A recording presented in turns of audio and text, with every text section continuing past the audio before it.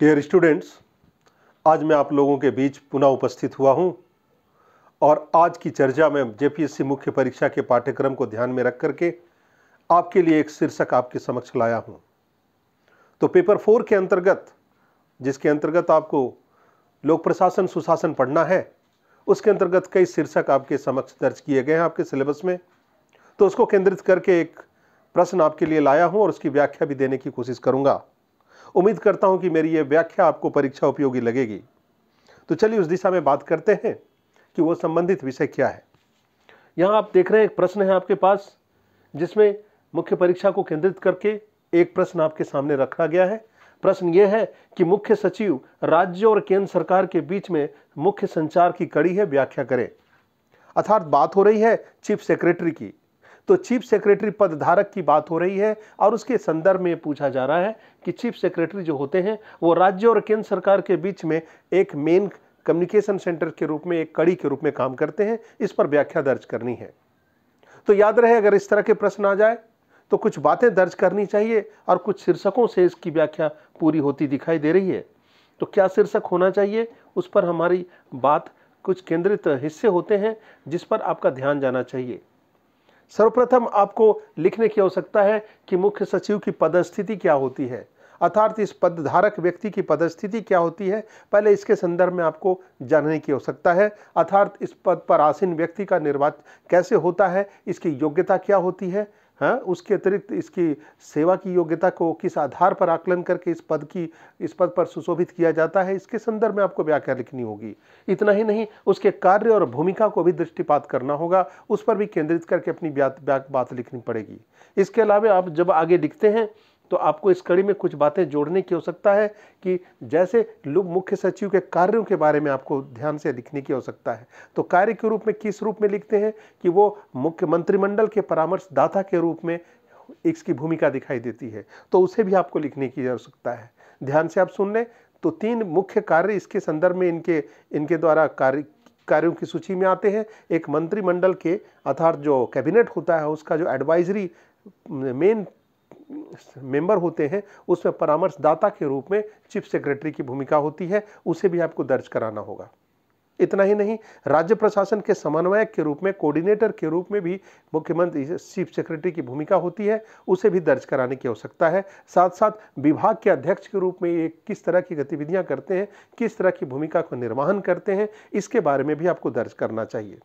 तो कुल 3 बिंदुओं के आधार पर उसके बाद जो एडमिनिस्ट्रेटिव रिफॉर्म्स, जो रिपोर्ट्स आई हैं, प्रशासनिक सुधार आयोग के जो रिपोर्ट्स आए हैं, उसमें इस पदधारक व्यक्ति की क्या अहमियत है, उसको भी दृष्टिगत रखते हुए अपनी बात को लिखना पड़ेगा और उसके बाद एक सारगर्भित बातें, एक समाहित निष्कर्ष लिखने की आवश्यकता है।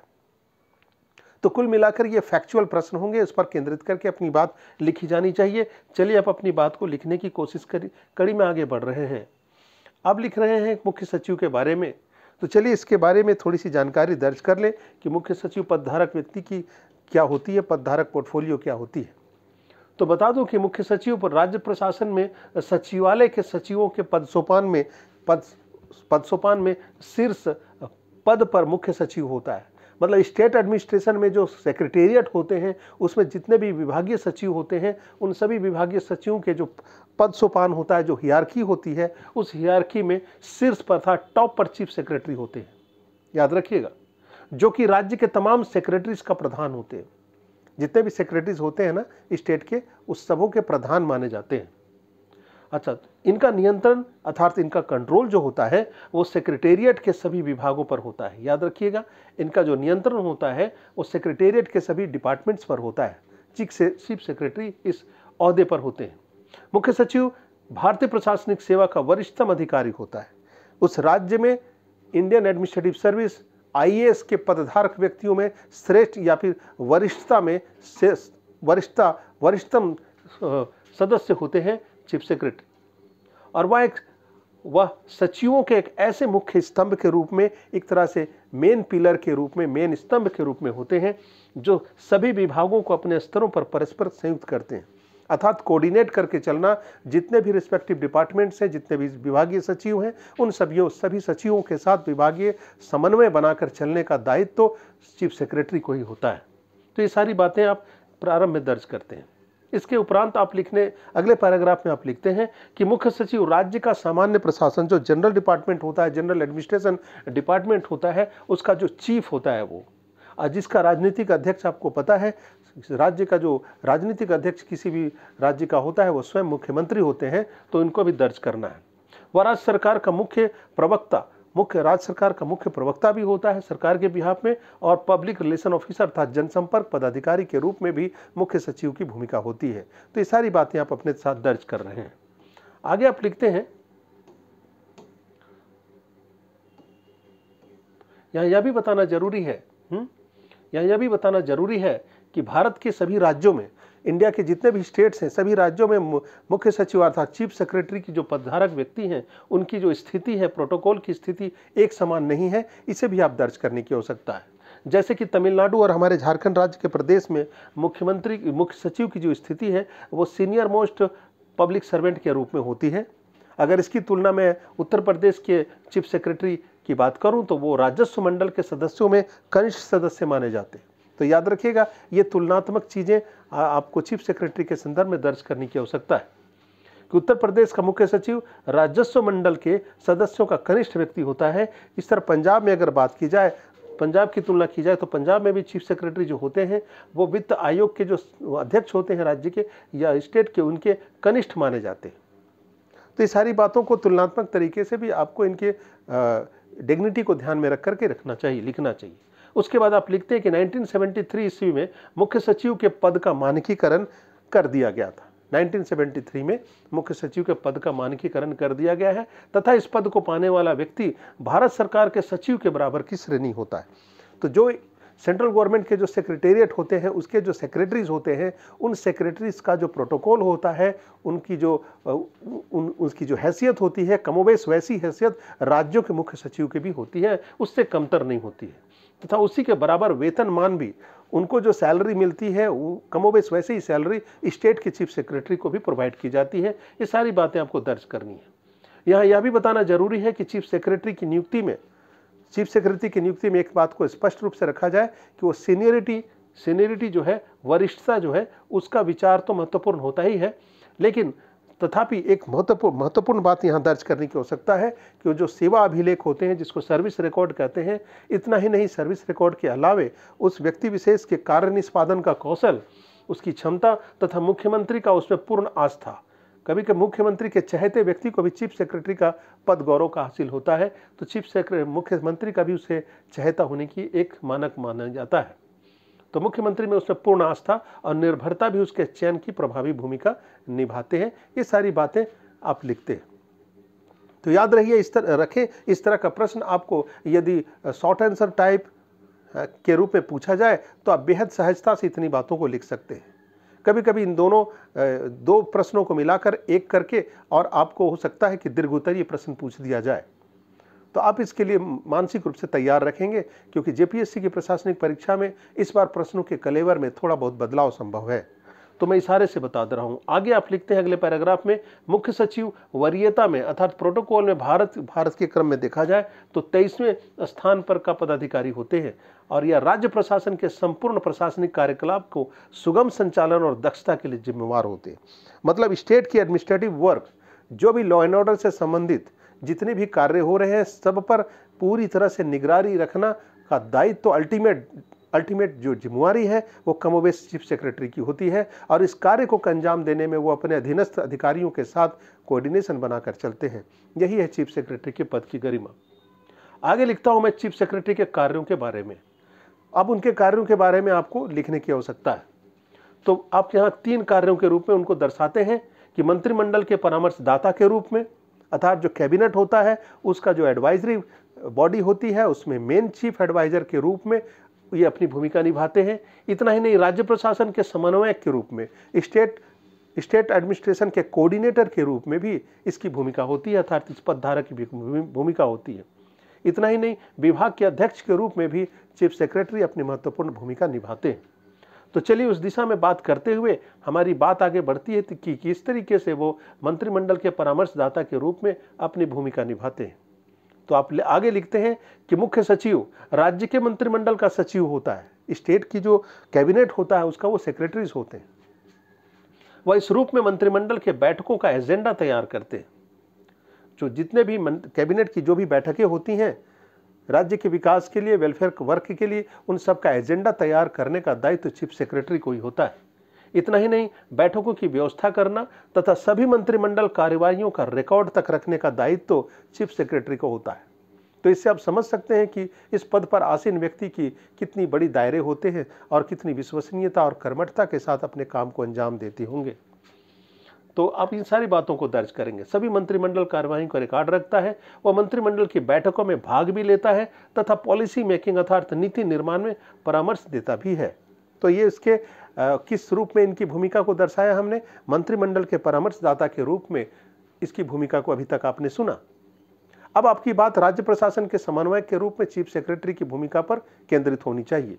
अब आप लिखते हैं कि राज्य प्रशासन के समन्वयक के रूप में इनकी भूमिका को आप इस तरीके से लिखेंगे कि इस भूमिका को देखा जाए, अर्थात इस पद पर आसीन चीफ सेक्रेटरी की भूमिका को देखा जाए तो संपूर्ण सचिवालय का प्रशासन, जितने भी सेक्रेटेरिएट, जो स्टेट का जो सेक्रेटेरिएट होता है उसका जो एडमिनिस्ट्रेशन होता है वो चीफ सेक्रेटरी के नियंत्रण में ही होता है।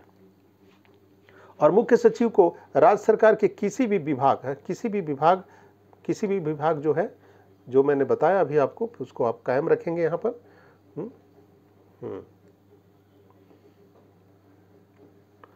किसी भी विभाग के बारे में मैंने क्या बताया कि वो, हाँ आगे देखेंगे, राज्य प्रशासन के समन्वय के रूप है ना। तो इस भूमिका में देखा जाए तो संपूर्ण सचिवालय का वो प्रशासन मुख्य सचिव के नियंत्रण में होता है और मुख्य सचिव को राज्य सरकार के किसी भी विभाग से संबंधित मामलों में निरीक्षण करने का अधिकार प्राप्त होता है। इतना ही नहीं, इस संबंध में मुख्य सचिव के द्वारा आवश्यक समझे जाने वाले किसी भी मामले की पत्रावली को संबंधित मंत्रालय के मंत्री को आवश्यक सुझाव हेतु वो वहां तक भेज सकते हैं या लौटा सकते हैं, अर्थात उसमें जो वांछित संशोधन हो सकता है उसके लिए वो उन्हें वापस कर सकते हैं सुझावों के लिए। इतना ही नहीं, वो सुझावों के साथ उसे मुख्यमंत्री को भेजने का भी अधिकार क्षेत्र उनके अधिकार में होता है। अब इससे बाद जो प्रश्न की नीड थी उस पर आते हैं हमारी बात कि केंद्र और अन्य राज्यों के मध्य जो संचार तंत्र के रूप में कार्य करता है, इस तरह से कहा जाए कि वो सामान्यतः अंतर्राज्यीय इंटर स्टेट सद्भाव और मतभेदों के सभी मामलों में चीफ सेक्रेटरी से परामर्श किया जाता है। अगर एक स्टेट में किसी तरह की कोई प्रॉब्लम है और दूसरे स्टेट से उसका संदर्भ दिखाई देता है प्रत्यक्ष और अप्रत्यक्ष रूप से, तो उस प्रशासन का जो केंद्र होने के कारण है ना, उस पर सेंटर्ड होने के कारण चीफ सेक्रेटरी का दायित्व होता है कि प्राइमा फेसी वो प्रथम प्रयास वो करे और इस दिशा में परामर्श दूसरे राज्य के चीफ सेक्रेटरी के साथ संवाद करे। तो ये दायित्व इनके हिस्से आता है। आगे आप लिखते हैं विभाग के अध्यक्ष के रूप में इनकी भूमिका को। तो विभाग के अध्यक्ष के रूप में चीफ सेक्रेटरी जो होते हैं वो कुछ विभागों के प्रभारी भी होते हैं, मतलब उनके पास भी अपना एक डिपार्टमेंट होता है। ये अलग बात है कि विभागीय सचिवों के अपने अपने विभाग होते हैं, लेकिन कमोबेश कुछ विभाग ऐसे होते हैं जो चीफ सेक्रेटरी अपने ज्यूरिडिक्शन में रखते हैं, जैसे कि कार्मिक विभाग, कार्मिक और प्रशासनिक सुधार विभाग, मंत्रिमंडल सचिवालय और योजना विभाग, ये मुख्य सचिव के पास ही होते हैं। ये चीज़ को दर्ज करेंगे। हालांकि उनकी अत्यधिक व्यस्तता के कारण इस विभागों के कार्यों का उत्तरदायित्व एक उपसचिव या फिर कहा जा सकता है स्पेशल सेक्रेटरीज के मार्फत किया जाता है, जो मुख्य सचिव के निर्देशन में कार्य करते हैं। तो अपने सबऑर्डिनेट ऑफिसर्स के साथ वो अपने कोऑर्डिनेशन बनाते हुए स्टेट के गवर्निंग वर्क को अंजाम देते हैं। जैसे कि राज्य में राष्ट्रपति शासन लगाने जाने पर जब राज्य में प्रेसिडेंशियल रूल लगता है, तो ऐसी स्थिति में वह संपूर्ण राज्य के प्रशासन के संचालन हेतु उत्तरदायी होते हैं। ये उनके विशिष्ट कार्यों की सूची में आप ये दर्ज कराएंगे। मंत्रिमंडल की अनुपस्थिति में जब मान लिया जाए किसी कारणवश राजनीतिक उहापोह या कोई ऐसी स्थिति, वैक्यूम जैसी स्थिति आ जाए, तो मंत्रिमंडल की अनुपस्थिति में सभी महत्वपूर्ण निर्णय लेने का दायित्व भी चीफ सेक्रेटरी ही होता है। जब इतनी सी बातें समझ में आ रही हैं तो स्पष्ट रूप से ये इशारा समझ लेना चाहिए कि राज्य का पूरे की पूरी शासन की कमान जो है सो चीफ सेक्रेटरी के पास ही होता है। कुल मिलाकर के वास्तविक सरकार अगर कहा जाए तो मुख्य सचिव को कहना चाहिए, इसमें गलत नहीं होगा। मुख्य सचिव लोक सेवाओं का अध्यक्ष भी होता है, याद रखिएगा, इस लाइन को लिखेंगे। स्टेट का जो पब्लिक सर्विस कमीशन होते हैं उसके वो अध्यक्ष भी होते हैं तथा सरकारी लोक सेवकों के स्थानांतरण, जितने भी पब्लिक सर्वेंट होते हैं उनके स्थानांतरण, उसके अपॉइंटमेंट और उनकी पदमुक्ति की शक्तियां उनमें नियुक्त होती हैं। अर्थात किसी तरह से डिपार्टमेंटल इंक्वायरी किसी अधिकारी विशेष के खिलाफ हो जाए तो उसको पदस्थापना करना या फिर उस पर पद मुक्ति करना या फिर उसको डिसमिसल करने का दायित्व तो अंतिम पावर चीफ सेक्रेटरी के पास होता है। यहाँ लिखने के बाद आप थोड़ी सी बात दर्ज करेंगे कि अब इनके इस पदधारक व्यक्ति में किस तरह के रिफॉर्म्स पर इनको अलग दायित्वों से विभूषित किया गया है, ये सारी बातें अब दर्ज करनी चाहिए। तो प्रशासनिक सुधार आयोग ने प्रशासन संबंधी रिपोर्ट में यह सुझाव दिया था कि मुख्य सचिव पद को और अधिक शक्तिशाली बनाने की आवश्यकता है। तो इस दिशा में आपको कुछ प्रयोग जो हुए हैं उस पर दर्ज करानी चाहिए कि प्रशासनिक सुधार आयोग अर्थात एडमिनिस्ट्रेटिव रिफॉर्म्स कमीशन एक ऐसी समिति है जो भारत के लोक प्रशासन को और अधिक कारगर बनाने के लिए भारत सरकार के द्वारा नियुक्त की गई थी। तो इस दिशा में आप दर्ज करेंगे कि प्रशासनिक सुधार आयोग कब गठित हुआ था और उसके बाद क्या दूसरा भी आयोग गठित हुआ है, तो उस पर दर्ज करेंगे। आप लिखते हैं कि प्रथम सुधार आयोग का गठन 5 जनवरी 1966 इसमें हुआ था और दूसरे का गठन 31 अगस्त 2005 में हुआ था वीरप्पा मोइली की अध्यक्षता में। तो इस रिपोर्ट का क्या स्टेटस है उस दर्ज करेंगे, आपको उसमें लिखने की आवश्यकता है। तो ये आप अलग से जोड़ सकते हैं उसमें, लेकिन आप अब समाहित करने की दिशा में मैं बढ़ रहा हूं कि मुख्य सचिव का पद चूंकि भारत सरकार के जो सचिव होते हैं, कैबिनेट सचिव जो सेंट्रल के होते हैं, उस पदधारक के समान होता है अर्थात पदतुल्य होता है। ऐसी स्थिति में यानी उन्हें वही वेतन और सुविधाएं प्रदान की जाती हैं जो भारत सरकार के सभी सचिवों के लिए निर्धारित होती है। तो इससे आपको समझ सकते हैं कि इस पद की डिग्निटी कितनी हाई है, कितनी हाई प्रोफाइल पर ये पोर्टफोलियो पर आसीन ये व्यक्ति होते हैं। मुख्य सचिव पद का पद अवधि प्रणाली भी अर्थात जो टेन्योर सिस्टम जो है उससे वो मुक्त होता है। यहाँ ये बात नोट करने की है, अर्थात जिस पद पर आसीन व्यक्ति मुख्यमंत्री के चहेते होने के कारण वो किसी निश्चित अवधि के लिए नहीं बल्कि उसका टेन्योर सिस्टम उनके साथ नहीं होता है। अर्थात चीफ सेक्रेटरी अपने पद को सेवानिवृत्त भी हो जाते हैं, किंतु यदि उनका कार्यकाल शेष हो तो उन्हें केंद्र में सेवा देने हेतु डेपुटेशन किया जा सकता है ना। वैसे चीफ सेक्रेटरी जो होते हैं वो अपनी इच्छा अनुसार तब तक सीएम के अपने हितों का ख्याल रखते हुए सीएम के साथ रह सकते हैं, लेकिन यदि वो रिटायर्ड हो जाते हैं ऐसी स्थिति में केंद्र में भी सेवा पर वो डिप्यूट किए जा सकते हैं। तो इस तरीके से एक निश्चित अवधि के लिए होता है ये, लेकिन वो एक्सटेंशन एक बार 2 बार मिलता है। तो यहाँ तो मैं इतनी सारी बातें जो मैंने बताया आपको वो चीफ सेक्रेटरी के कार्यों के संदर्भ में बताया। तो जैसा कि आज के संदर्भ में प्रश्न था कि मुख्य सचिव राज्य और केंद्र सरकार के बीच में एक तरह से कहा जाए मुख्य संचार की कड़ी है, तो उसके कार्य और भूमिका पर प्रकाश डालें, तो आप इसके संदर्भ में इतनी सारी बातें दर्ज कर सकते हैं। उम्मीद करता हूं कि आज की ये व्याख्यान आपको पसंद आया होगा।